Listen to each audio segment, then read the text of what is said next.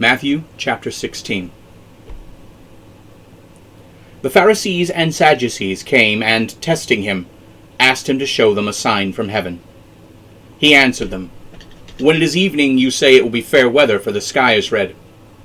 And in the morning, it will be foul weather today, for the sky is red and overcast. O you hypocrites! You can discern the face of the sky, but you cannot discern the signs of the times. A wicked and adulterous generation seeks for a sign, but no sign shall be given to it, except the sign of the prophet Jonah." So he left them and departed. But when his disciples reached the other side, they had forgotten to take bread. Then Jesus said to them, "Take heed and beware of the yeast of the Pharisees and Sadducees." They reasoned among themselves, saying, "It's because we've taken no bread." But when Jesus perceived it, he said to them, "O you of little faith, why reason among yourselves that it is because you have brought no bread? Do you not yet understand or remember the 5 loaves of the 5,000, and how many baskets you collected? Or the 7 loaves of the 4,000, and how many baskets you collected? How is it that you do not understand that I spoke to you not concerning bread, but that you should beware of the yeast of the Pharisees and Sadducees?"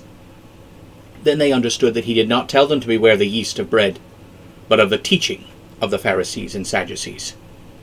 When Jesus came into the region of Caesarea Philippi, he asked his disciples, "Who do men say that I, the Son of Man, am?" They said, "Some say that you are John the Baptist, others say Elijah, and others Jeremiah or one of the prophets." He said to them, "But who do you say that I am?" Simon Peter replied, "You are the Christ, the Son of the living God."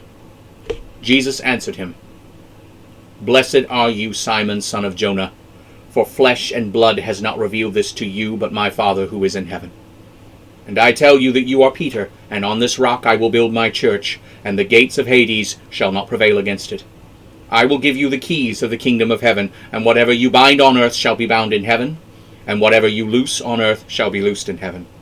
Then he commanded his disciples to tell no one that he was Jesus the Christ.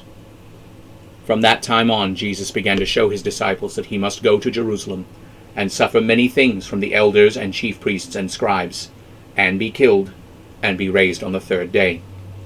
Then Peter took him and began rebuking him, saying, "Far be it from you, Lord, this shall not happen to you." But he turned and said to Peter, "Get behind me, Satan. You are an offense to me. For you are not mindful of the things that are of God, but those that are of men." Then Jesus said to his disciples, "If anyone will come after me, let him deny himself, and take up his cross, and follow me. For whoever would save his life will lose it, and whoever loses his life for my sake will find it. For what will it profit a man if he gains the whole world and loses his own soul? Or what shall a man give in exchange for his soul? For the Son of Man shall come with his angels in the glory of his Father, and then he will repay every man according to his works. Truly I say to you, there are some standing here who shall not taste death before they see the Son of Man coming in his kingdom."